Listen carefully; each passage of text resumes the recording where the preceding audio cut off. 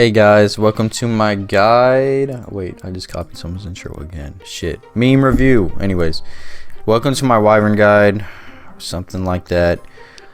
I'm going to be trying to make a guide for every Slayer task, and I prefer to do them like take my time and explain what I'm doing. And even though some tasks are quite simple, but that's okay. Still, some people might want a guide for it. So I'm going to be doing uncut Slayer guides and be slow and explain what I'm doing. So first off, we're going to go over the minimum requirements, which is just 72 Slayer for Wyverns here. That's really it. That's all I can think of. I hope to God I'm not forgetting anything else, but really that's the absolute minimum requirements that you can get away with. So next, we're going to be talking about the recommended requirements. What does Alter recommend here? Well, I recommend at least 75 plus melee stats and fairy rings. Honestly, my true recommendation, I mean, yeah, 75 plus melee stats, that being obviously strength, attack, and defense. 80 plus would be preferable, but if you have 75, it'll be slow, but it'll make do. So let's go over my setup here, starting from head to toe. We're going to be going, obviously, the Slayer helm. If it's imbued, it doesn't matter, just as long as you have a Slayer helm. This is going to be my melee guide, obviously. Might do a ranged guide in the future. It's a little more complex, ranging is, with safe spots and stuff.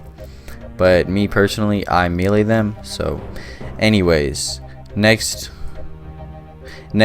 we're going to want an Amulet of Torture or an Amulet of Fury, or if you're going really down there, Amulet of Glory. You never know, you might be rebuilding. Then we're going to go with a Fire Cape. If you don't have a Fire Cape, go ahead and take a Skill Cape or an Obsidian Cape. If you don't have any of those for some reason, go ahead and take that Infernal Cape. It's pretty cheap. Kappa.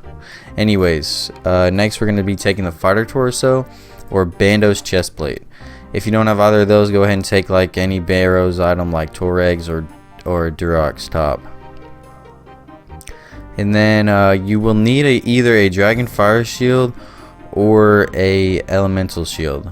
I'll go into explain what an Elemental Shield is in more depth in a minute. You cannot take a Dragon Fire Shield, just a normal anti-Dragon Fire Shield. They won't work here. You will die, so keep that in mind. Now, don't take the Abyssal Tentacle. I'm using this in place of a whip because I can't buy a whip right now, and I really just don't want to.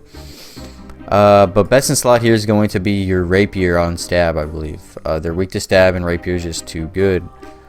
And yeah, if you don't have a whip or can't afford it, take a Dragon Skimmy with stab. Yeah, anyways, Bando's Tassets are going to be the leggings I'm going to bring. I believe these are best in slot here. If you don't have them, as far as I know, they're best in slot. I don't know exactly what's been added. If you don't have Bando's Tassets, go ahead and take Torregs Plate Legs. They're pretty damn good. Yeah. And I take the Expeditious Bracelet, as I probably will every task, really. Bando's Gloves are going to be better for damage. Bracelet of Slaughter if you want more. And if you don't have any of those, go ahead and bring a Combat Bracelet, or just your best Barrows Gloves. Primordial Boots, if you don't have those, Dragon Boots, if you don't have those, Climbing Boots. And then we have the Berserker Ring Eye, or just Berserker Ring. Any ring you want to bring, really. You can bring a Ring of Dueling. It's not that important. There's plus 8 strength. Alright, now let's go over our inventory here. We're going to be first wanting to teleport out or / there. So in this case, might be a house teleport. Then we have the Dragon Dagger for the spec weapon. You could replace this with a Dragon Warhammer, or not even bring a spec weapon. It's really not that important in Wyverns to bring a spec weapon. I just have this for example. I personally don't bring one. Then we have the Super Attack and Super Strength. You can replace this with just Super Combat or not bring any at all for some reason, but I'd highly recommend at least bringing these two minimum. Then we have the Stamina Potion. I don't think you need one necessarily. I would just go ahead and bring one. They're not that expensive. This is 3 dose, and they're kind of expensive. But if you can afford it, go ahead and bring it. Drayman Staff for fairy rings.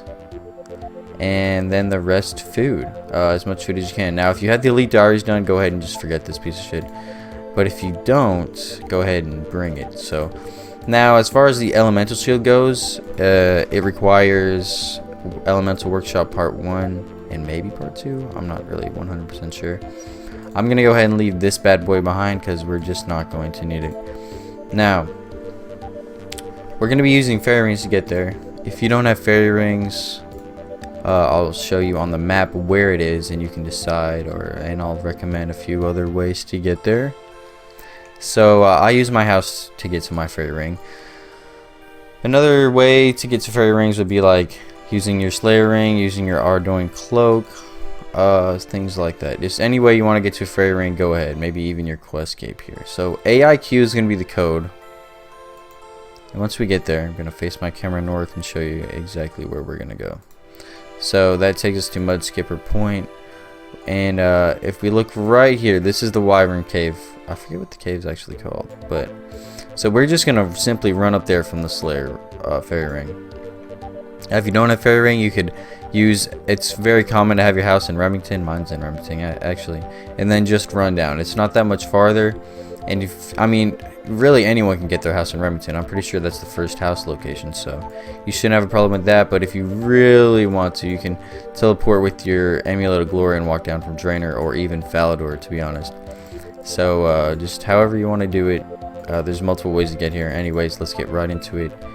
Go ahead and run there. So once we get into the dungeon, oh man, I forgot to show cursor, so it might be a little harder to track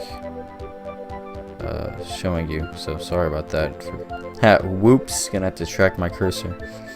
Anyways, once we get here on this hill, just go ahead and go down the trapdoor, and then we're gonna look on the map again. You can see Skeletal Wyverns is over here. Can't see my mouse, so we're just literally gonna run around this cave here, so you can just follow it. Honestly, I just really want to do a Slayer guide for every task in the game, which would be cool. No matter how simple they are, you know, you might just want to know something about them. There's no crazy method for killing these. It's super simple, like I said, and you may or may not need to sip that super stamina potion. Or stamina potion. I just do. So these may or may not be aggro on you. I don't know at combat level they don't. But anyway, here is the door, and we're gonna be meleeing them. So if we look, we can just look in the cave here. I'll be explaining exactly. So this first room here is actually the ranger room. So if you don't have access to, you know, more unpopulated worlds like 2K plus worlds, which usually doesn't matter where you kill them at in here, you're gonna be, if you're meleeing, you do not want to be on this side. If you're on task, I prefer to go over here and kill them, even though I'm on task, if nobody's here. If people are off task killing them here, I don't want to be a dick. I'll just go to the Slayer spot, which is right over here. Once you come through the door, there's a little staircase right here, and you can kill them. There's probably like 50 of these guys up here, and it won't be a problem. So but if no one's here, I prefer to stay over here. It's a little, there's like not as many, so I don't know. It's just something, it's just wherever you prefer to kill them at, I guess. So we're just going to pot up and attack them. We won't need any prayers. I mean, you can prayer flick piety if you really want, but it's a little extra. These are AFK. That's pretty much the best part about them, is it's a decent money maker for AFKing, especially if you're on task, I guess. So yeah, I guess that's it. Now if we want to go over like some special drops these guys have, they have a 1 in 10,000 chance to drop a Visage, which I think is worth like 7 or 10 mil right now. So that's kind of decent. They might be more, but, and they also have a chance to drop Dragon Plate Legs, which is decent drop when you get it. That's like a 1 in 256, I believe. I might be wrong, something like that. And Dragon Plate Skirt. But their common drops is why people like to kill them. Their common drops are very good. These guys have a chance to freeze you, which means you just can't move or attack. That's really not that big of a deal. But yeah, that's how it goes. Just kill them till you're out of food and bank and repeat. That's how it is until your task is over, or you're just killing these off task. But I don't know if I mentioned, if you're off task, go ahead and bring in Nita's Knot Helm or like a Barrow's Helm. So the freezing is kind of annoying, but it's alright. Well, thank you guys for watching my guide. I believe I covered pretty much everything. These guys are pretty simple. There's no quest requirement to get here, as far as I know.